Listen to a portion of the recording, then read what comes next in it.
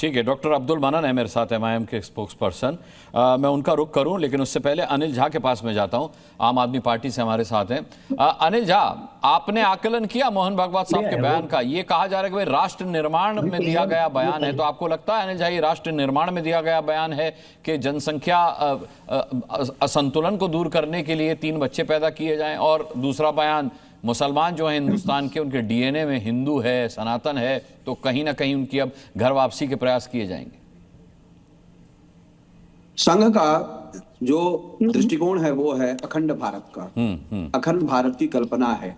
अखंड भारत की कल्पना में बांग्लादेश के हिंदू भी आते हैं, पाकिस्तान के हिंदू भी आते हैं और अफगानिस्तान के हिंदू। अरे वहां हमारी सरकारें नहीं है महाराज। मुझे लगता है, सुनिए वहां हमारी सरकारें नहीं है, वो देश अलग है सर। अखंड भारत की कल्पना और हकीकत, कल्पना और हकीकत में फर्क है सर। अनुराग जी, जो बच्चा गोद में पहले उसकी चिंता करनी है, जो पेट में है उसकी चिंता नहीं करनी है। हाँ। जो आएगा उसकी चिंता करेंगे। जो बच्चा गोद में है, जो लाखों हिंदू बांग्लादेश के अंदर प्रताड़ित हो रहे हैं, उसको लेकर के भारत सरकार और संघ का भी दृष्टिकोण साफ होना चाहिए कि वो बिल्कुल कैसे सुरक्षित रहें। पाकिस्तान के हिंदू जो विलुप्त हो रहा है उसके लिए भी उनको भी चिंता करनी चाहिए। और इसके अलावा 1 लाख स्कूल बंद हुए हैं पिछले 11 वर्षों में। पूरे उत्तर भारत में सबसे ज्यादा स्कूल बंद हुए हैं। वो सभी हिंदू बच्चे थे।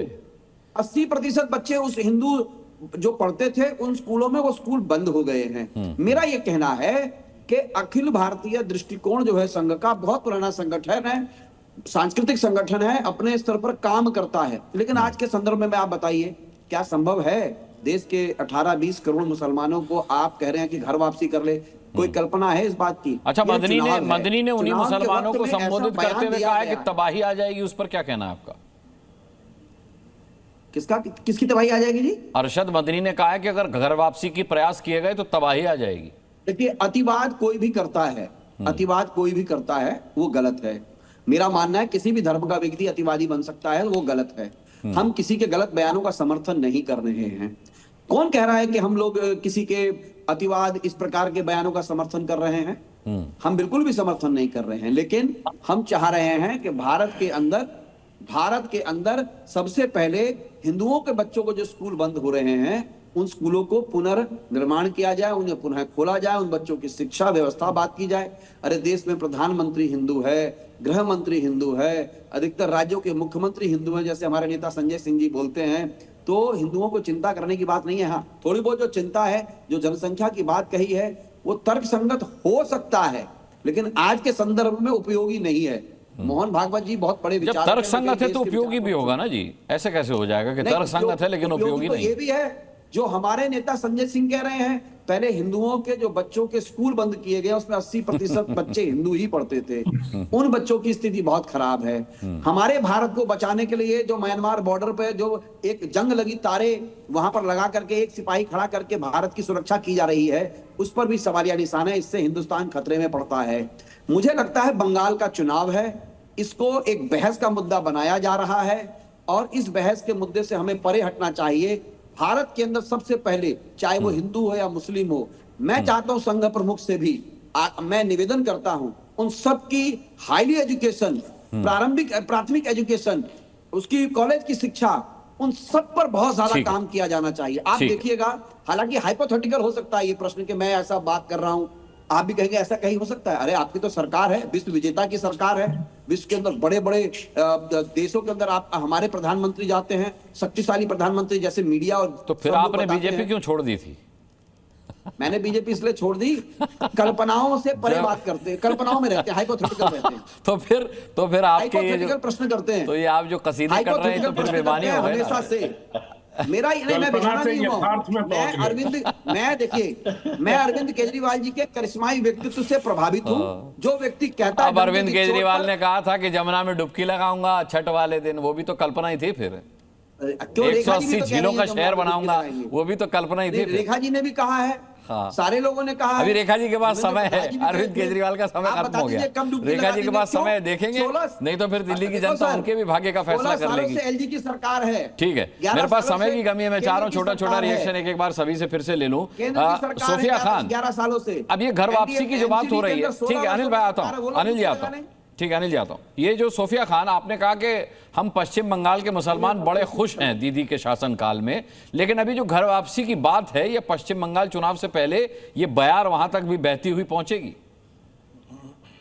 एक चीज काटूंगी अनुराग जी, पश्चिम बंगाल के मुसलमान नहीं, मैंने कहा पश्चिम बंगाल के हिंदू मुसलमान हर धर्म के लोग खुश हैं। अच्छा। दूसरी बात है, आप ये जो मैं काफी देर से सुन रही थी घर वापसी वाले जो मुद्दा है, बीइंग अ प्रोग्रेसिव या कह सकते हैं मॉडर्न एजुकेटेड मुस्लिम, मैं यही कहना चाहूंगी या कह सकते हैं एजुकेटेड इंडियन, हमें बहुत हुआ ये सारी जो बयानबाजी जो है ना, ये धर्म की, इधर से मैंने बोला, उधर से उसने अटैक किया, तुमने क्यों बोला, खून बह जाएगा, ये सब गलत है। मेरे हिसाब से दोनों पक्ष ही गलत है। हमें धर्म की बात और नहीं सुननी है। जो जिस धर्म में पैदा होता है, अगर मेरे पिताजी मुसलमान थे इसलिए मैं मुसलमान हूं, अगर कोई हिंदू के घर में पैदा होता है वो हिंदू होता है। 1% से लोग, कम से लोग मेरे ख्याल से कन्वर्ट करते हैं, मेरे हिसाब से बहुत कम ही लोग हैं जो कन्वर्ट करते हैं। जो जिस धर्म में पैदा होता है उसी धर्म में पैदा होता है, उनको जो सिखाया जाता है वही सीखते हैं। तो मुझे लगता है ये बयानबाजी बंद करनी चाहिए धर्म के ऊपर। हमारे देश को अभी बहुत कुछ जरूरत है, हमारे बहुत से मुद्दे हैं जिनके ऊपर अभी बहस होनी जरूरी है। अभी पूरे अंतर्राष्ट्रीय तौर पर कितनी बेइज्जती हुई देखिए ना,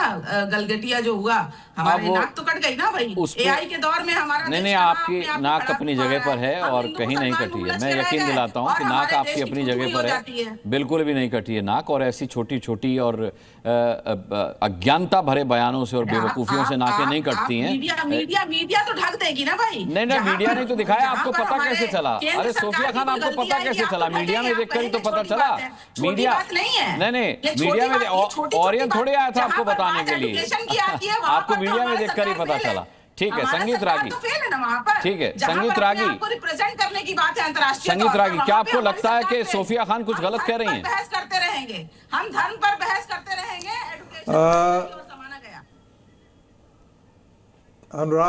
अनुराग ऐसा है कि मोहन भागवत जी किसी चुनाव की दृष्टि से कोई संभाषण करते नहीं हैं।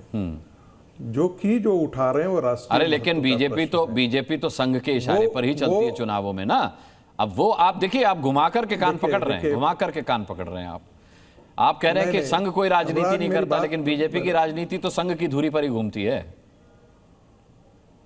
देखिए, जो वो बात कह रहे हैं वो राष्ट्रीय महत्व का है। वो कितना सफल हो जाएगा? मुसलमानों की घर वापसी में कौन सा राष्ट्रीय महत्व है, बताइए? मुसलमानों की घर वापसी में कौन सा राष्ट्रीय महत्व है? अब मैं इसका उत्तर जरा ध्यान से सुन लीजिएगा।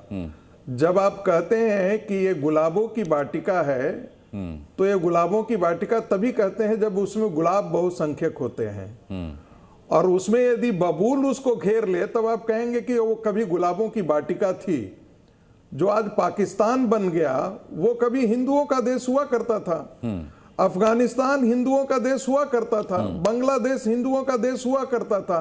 पश्चिम बंगाल के सीमावर्ती जिले मुस्लिम बहुल जिले, मेरे पास समय की कमी है। डॉक्टर अजय आलोक के मुस्लिम बहुल जिले, मोहन भागवत साहब ने भले राजनीतिक बयान नहीं दिया, लेकिन टाइमिंग, उत्तर प्रदेश में चुनाव, पश्चिम बंगाल में चुनाव, इस टाइमिंग को देख करके ये कहा जा रहा है कि विशुद्ध रूप से उनका बयान राजनीतिक फायदा पहुंचाने के लिए दिया जा रहा है बीजेपी को। देखिए, सबसे अच्छी बात यह है अनुराग जी, मैं छाती ठोक के बोलता हूं, इस बात को डिस्कोर्स में ला दिया। अभी तक तो खाली हिंदू की धर्मांतरण की बात होती थी ना, कि हिंदू को पैसे देके धर्म परिवर्तन करवा लिया, हिंदू को डरा के धर्म परिवर्तन करवा लिया। अब बाकी लोग की घर वापसी होगी, हो रही है, ये तो खुशी की बात है, सबको खुश होना चाहिए। दिक्कत क्या है? मैं खुद भी प्रयास करूंगा, तन से, मन से, धन से। चलिए, और जहां तक मदनी साहब की तबाही की बात रही, या फिर हमारे साथ अजहरी साहब थे, उन्होंने कहा देख लेंगे, तो ये धमकियों से देश चलने वाला नहीं है। हम हिंदू, मुसलमानों, सिख, ईसाइयों, किसी भी तबाही के खिलाफ एकजुट होकर के लड़ने में यकीन रखते आए, और ऐसे इतिहास में हमने कई उदाहरण पेश भी किए हैं। तो मुझे लगता है कि राजनीतिक मसलों को धर्म के मसलों से और धर्म के मसलों को राजनीति के मसलों से दूर रखने की जिम्मेदारी न केवल स्पोक्स पर्सन की है, धर्म के जो नुमाइंदे हैं उनकी है, बल्कि पॉलिटिकल जो फिगर्स हैं उनकी भी ये बहुत बड़ी जिम्मेदारी है। और मुझे लगता है कि सभी इतने समझदार हैं कि अपनी अपनी जिम्मेदारियों को बखूबी समझते होंगे।